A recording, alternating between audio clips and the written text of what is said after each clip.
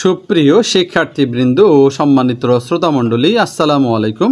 আজকের ক্লাসে আমরা আলোচনা করব দ্বিতীয় শ্রেণীর গণিত বইয়ের 48 পৃষ্ঠায় কিভাবে 47 থেকে 10 বিয়োগ করা যায় তা ভেবে দেখি।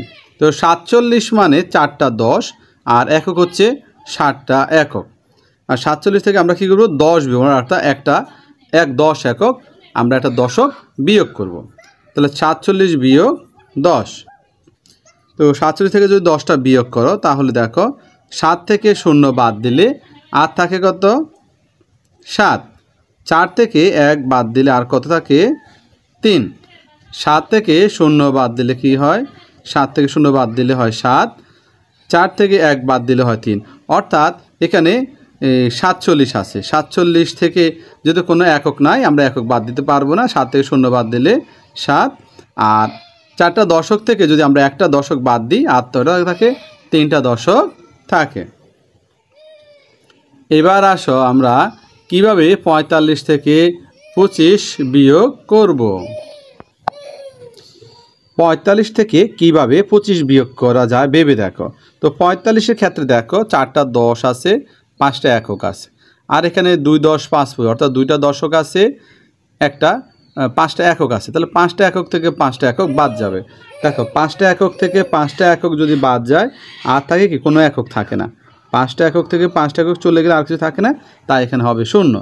আর 4টা দশক থেকে 2টা দশক যদি চলে যায়, বাদ যায়, আর থাকে আরও 2টা দশক, অর্থাৎ 45 থেকে 25 বিয়োগ করলে কত হয়? 10 হয়।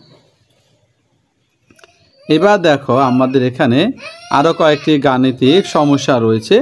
আমরা এখন এই 10টা গাণিতিক সমস্যার সমাধান দেখব। বিয়োগ করি।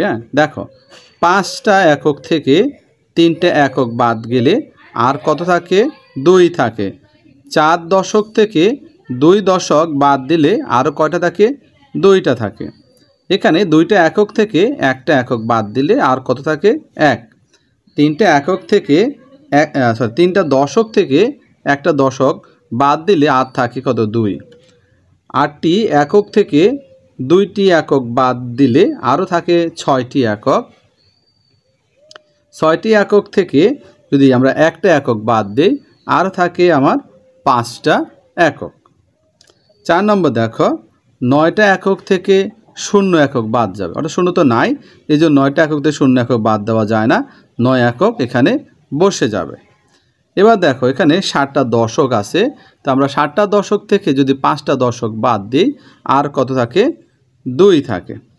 দেখো যারা হাতে গুনতে পারো না, বুঝো না, তারা কি করবে? দাগ দিবে। যেমন এখানে 8টা একক আছে, আমরা 8টা দাগ দিবে। 1 2 3 4 5 6 7 8। এই 8টা একক তুমি 7টা বাদ দেবে। 7টা বাদ দিলে 1টা 2টা 3টা 4টা 5টা 6টা 7টা একক বাদ দিলে আর কত থাকে? আর মাত্র একটা থাকে। তাহলে আমরা এখানে 8টা একক থেকে 7টা একক গেলে কত? আর একটা একক থাকে। আর দশক 9টা, তাহলে তুমি এখানে 9টা দাগ দিবে। 1 2 3 4 5 6 7 8 9। এই 9টাতে 6টা বাদ দিবে, তাহলে 1 2 3 4 5 6টা আমি বাদ দিতে, আর থাকে আমার কয়টা? 3টা থাকে। তাহলে আমরা এখানে কি লিখব? 3 লিখব। অনুরূপভাবে এবার 9টা একক থেকে 0 একক বাদ দিলে আরও কি থাকে? 9 থাকে। 4টা একক দশক থেকে একটি দশক বাদ দিলে আরও কয়টা থাকে?